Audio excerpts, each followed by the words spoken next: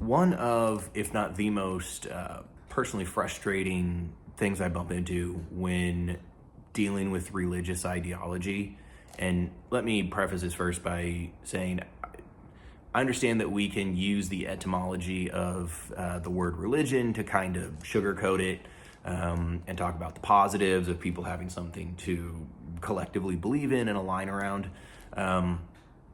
However, I'm going to use it in the kind of colloquial, just the way we all understand it when somebody's being religious or legalistic, not just in terms of metaphysical claims, but a lot of political movements can operate like religions. They can fulfill a lot of the same needs that people have. They can answer a lot of the questions people are looking for.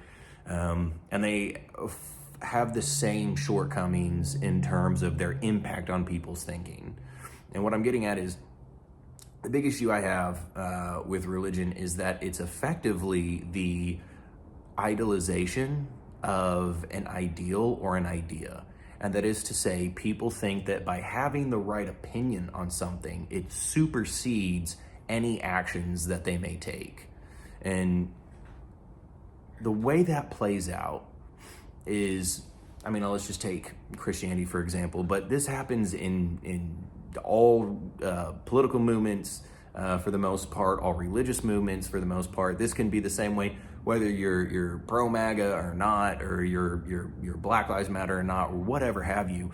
People fall victim to this, where they think that by having the quote unquote correct opinion on a particular issue or a particular movement, it's not even an ends justify the means, because there is no end. It's constant need to have an ever more pure belief system. So the way this looks, and specifically for Christians that adhere to this, I know many that do not, but for a lot of Christians, their belief system basically boils down to having the correct opinion about Jesus, and that's it. It doesn't matter how they behave. There's no imperative to behave a certain way, because according to them, getting into heaven is not works-based. So by sort of backwards reasoning, they think, okay, it doesn't matter how I behave because I have the right opinion. This can show up in political movements as well. It doesn't matter if you are somebody who has actually done the correct things. Let me back up a little bit. See, we don't really get much opportunity in modern culture to get an identity by testing ourselves. We're separated from our bodies in a lot of our work. We don't really have opportunities to exhibit virtue or face hardship or test ourselves or prove ourselves. And so just sort of having the right opinion becomes the paramount virtue that anybody could have. It's I believe the right thing, or I voted the right way.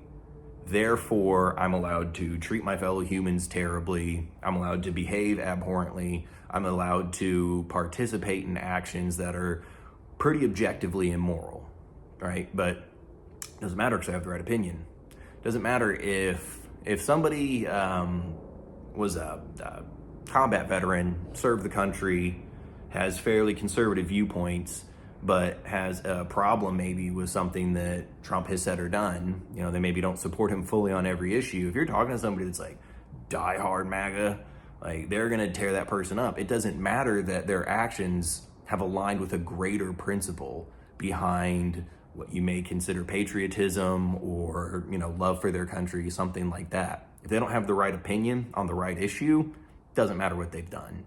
And that's extremely discouraging. And it's a pretty damning philosophy to partake in, because it basically tells people that our actions don't matter and they don't mean anything. And that couldn't be further from the truth. Your opinion, insofar as opinion is I'm using it as a synonym for belief, because belief without action is effectively just a glorified opinion, right? So having a belief just as an opinion without any actions is nothing of a life, right? Eventually you are going to have to do something, and you are going to have to treat people a certain way. And the way in which you treat people supersedes any opinions you might have. It does.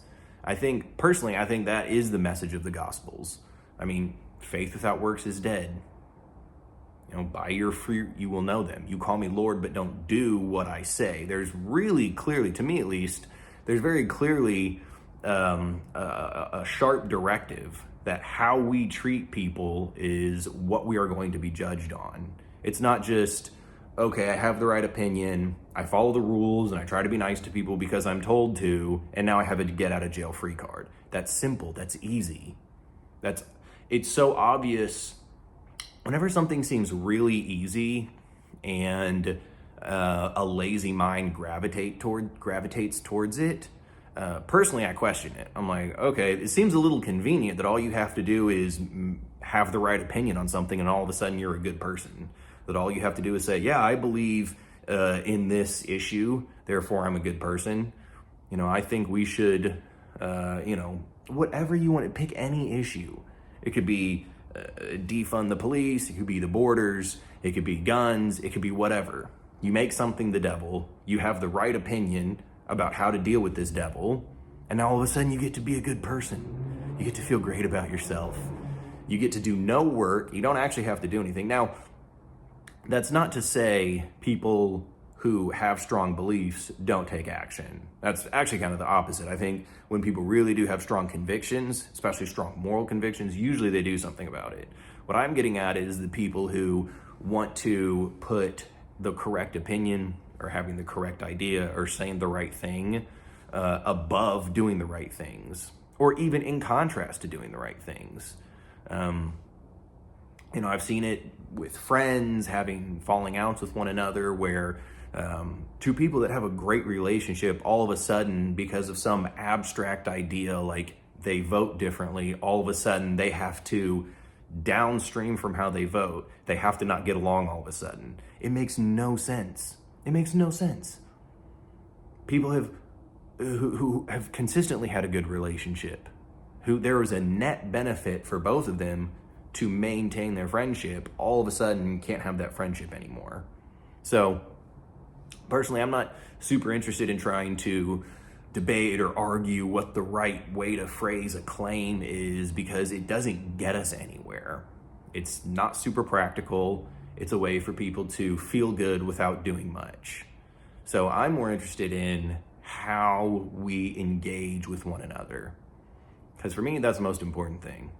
How we treat one another, how we take care of one another. Either there is a God, in which case basically every religion touches on the idea that how we treat each other is going to be something upon which we are judged. Or there is no God, in which case nobody is looking out for us except for us. We should probably take care of one another.